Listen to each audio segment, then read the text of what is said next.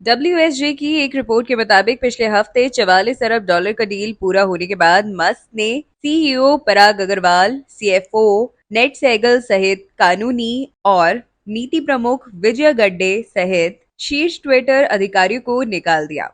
शीर्ष अधिकारियों की बर्खास्तगी के बाद CMO लेज़ली बैलेट सहित कई शीर्ष अधिकारियों ने भी कंपनी छोड़ दी। स्टेटिस्टा की जुलाई की एक रिपोर्ट के अनुसार ट्विटर ने दिसंबर 2021 तक लगभग 7,500 लोगों को रोजगार दिया, जो पिछले वर्ष में 5,500 से अधिक था। ट्विटर के नए ऑनर और CEO एलन मस्क ने कंपनी की लगभग सभी भारतीय टीम को हटा दिया है।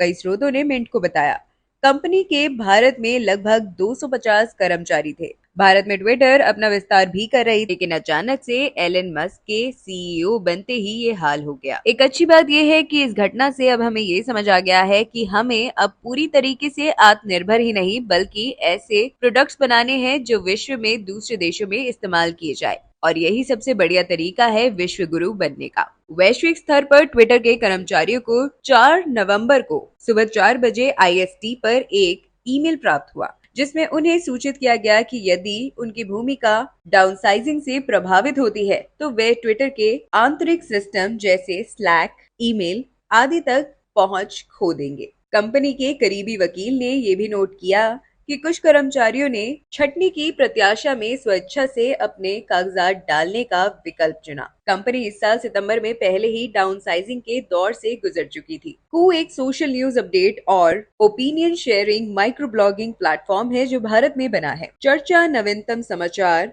व्यक्तिगत समाचार अपडेट और सबसे दिलचस्प दैनिक विषयों के आसपास होती है। ये लोगों को एक मजबूत स्थानीय भारतीय समुदाय के साथ भारतीय भाषाओं में अपने विचार व्यक्त करने का अधिकार देता है। ये सब होने के बाद अब प्रश्न ये है कि क्या कू ऐप, जो कि एक इंडियन ऐप है, क्या ट्विटर को रिप्लेस कर सकता है?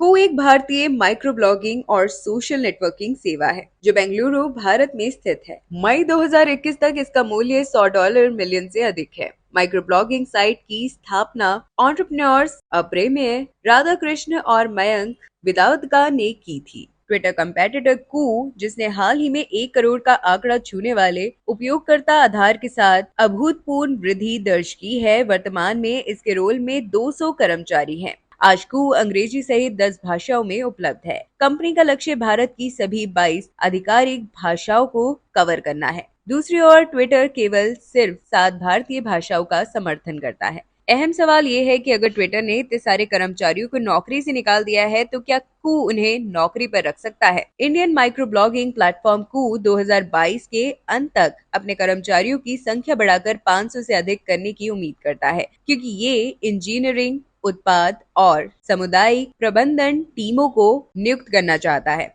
500 की संख्या बहुत ही कम है, तो कू को वर्ल्ड लेवल पे अपनी मार्केटिंग करनी होगी या ऐसी सर्विस देनी होगी जो विश्व के दूसरे देश में भी लोगों द्वारा इस्तेमाल किया जा सके। अगर इंडियंस को इंडियन कंपनी में जॉब मिले तो शायद ये बेटर सिचुएशन हो और एक अच्छा वर्क कल्चर बिल्ड हो और सरकार भी सबका साथ दे। भारतीय कंपनी में काम करने वाले एम्प्लॉय और कंपनी फाउंडर CEO से भी कम टैक्स लिया जाए।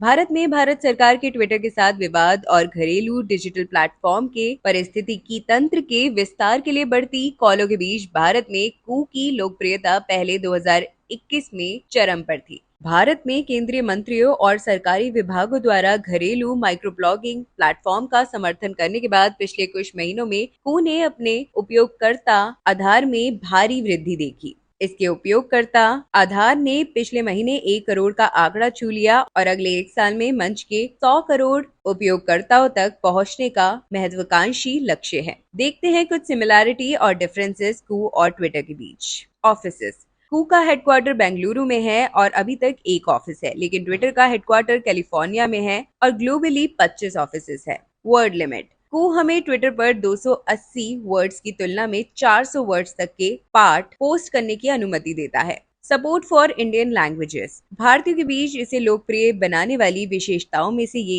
एक है कि इसमें ट्विटर की तुलना में बहुत अधिक भारतीय भाषाओं को शामिल किया गया है। फिलहाल कू हिंदी, तमिल, तेलुगु और कन्नड़ा का समर्थन करता है।